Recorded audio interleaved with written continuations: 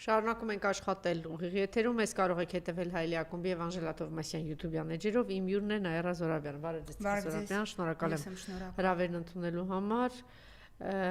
Նիկոլը շարունակում է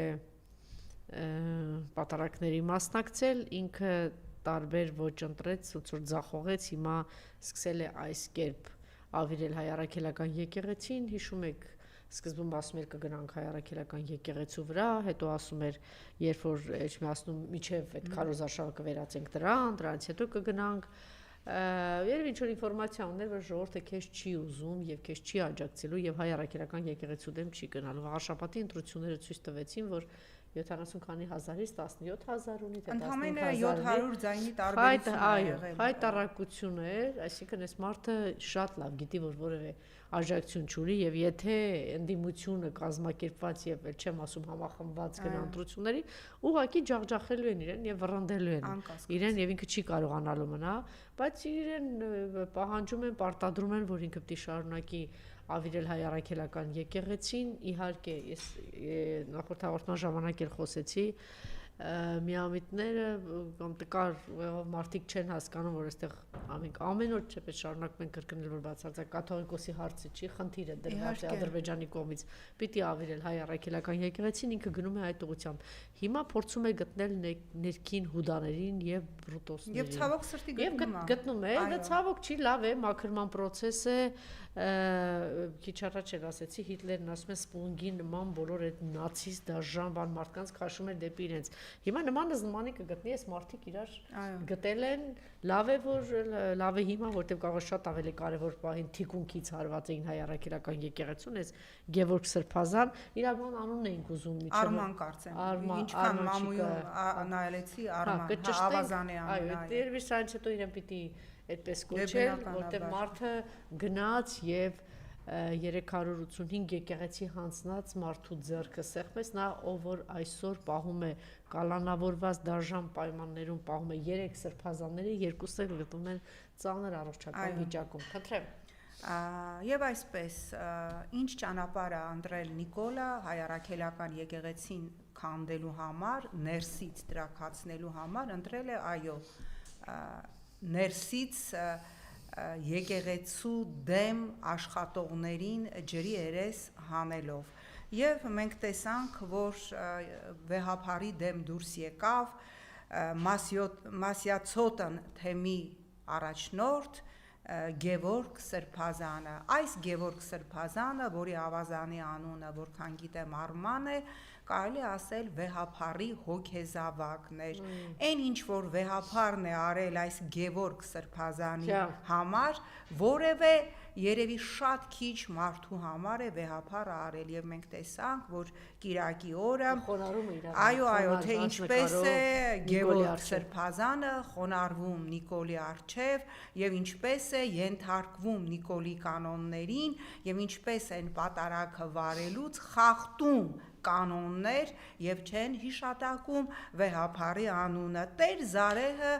մի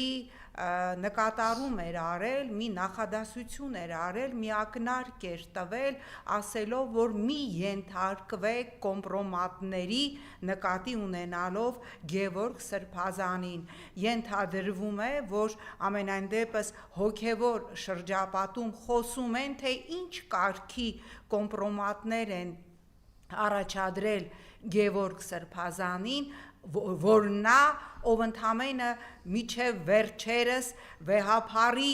թեզերն էր պաշտպանում, հայ առաքելական եկեղեցու թեզերն էր պաշտպանում, Կիրակի օրը խոնարհվել էր Նիկոլի առջև։ Եվ գիտեք, ես հիմա ուզում եմ, որ մենք մի շատ բաց խնդրի անդրադառնանք,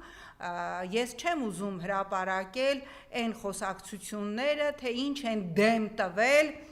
Մասյացոտն թեմի առաջնորդ Գևորգ Սրբազանին, ինչի մասին ակնարկել է նաև Տեր Զարեհը իր հրապարակման մեջ, բայց ինձ զարմացրեց օրինակ Բալթյան թեմի Սրբազան Միրզա Խանյանի այսպես աջակցումը Նիկոլին եւ իբր վեհափարի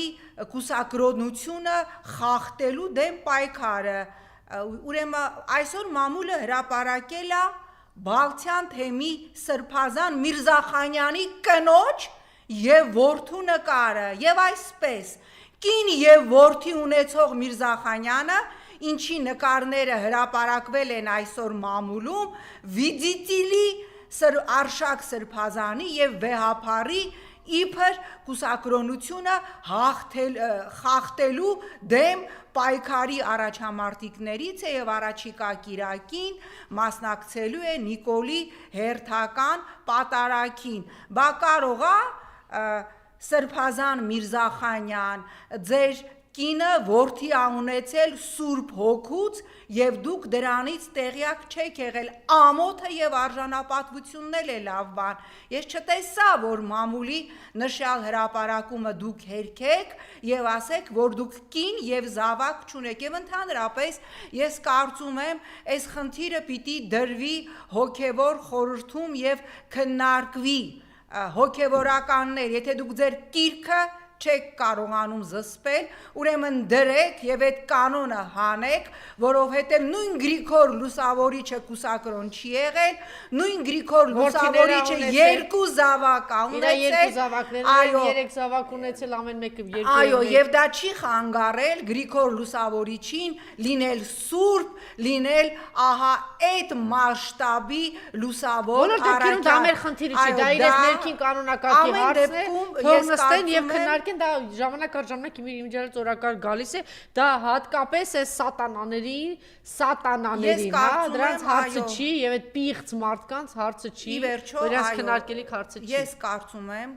կրկնում եմ, որ Բալթյան թեմի առաջնորդ Միրզախանյան, ով ըստ մամուլի որ գնաց ձեր մեկնեց, Նիկոլը գնացել էր զավակներ ունի, զավակ ունի Գևորգ Սրբազանին, որ տեսակ չգիտեմ ինձ հարցնում որ փախչում էր, բաներ անում։ Դե բնականաբար, հիմա ես նորից ուզում եմ դիմել Նիկոլին, Նիկոլ դու գիտես չէ որ ինչ կոմպրոմատներով եք դուք ես մարդկանց այս հոգևորականներին ստիպում, որ յուրաքանչյուր կիրակի որևէ թեմում, այո, որ դառնան բրուտոս, դառնան հուդա, մենք կոմպրոմատներով քեզ ընդունելը, կոմպրոմատների ճնշման տակ քո առաջ կզելը, կոմպրոմատների ճնշման տակ պատարակ անցկացնել։ Դե կարող ենք ինչ վիճակում որ կա դրամանա բոլորը հիմա ինքը գոնե լավ Տիկին Թովմասյան, բայց ինքը գոնե լավ հասկանում ա, չէ, որ երբ որ Գևորգ Սրբազանը, ինչպես գրել է Տեր Զարեհը, կոմպրոմատների ճնշման տակ է ըստ էության այսպես գլխահակ խոնարհվել Նիկոլի առաջ, Նիկոլ դու շատ լավ գիտես, որ կոմպրոմատներով այս վիճակի բերված հոգևորականը միևնույն է հոգու խորքում ատելու է քեզ եւ ցանկացած ընտրության վազելու է եւ ին ընտանիքի հետ միասին դեմա քվյարկելու քեզ ու քո ռեժիմին։ Ինչն է քո փառասիրությունը շոյում է, որ կոմպրոմատներ եք դեմ տալիս հոգևորականների եւ նրանք ստիպված ճարահատյալ ուրանում են Վեհափարին, ուրանում են հայ առաքելական եկեղեցուն։ Դու հո գիտես, որ այդ մարդիկ քո կողմնակիցը չեն դառնալու։ Դու հո գիտես, որ հոգու խորքում Աստծո անեծքն են տալու այն իրավիճակին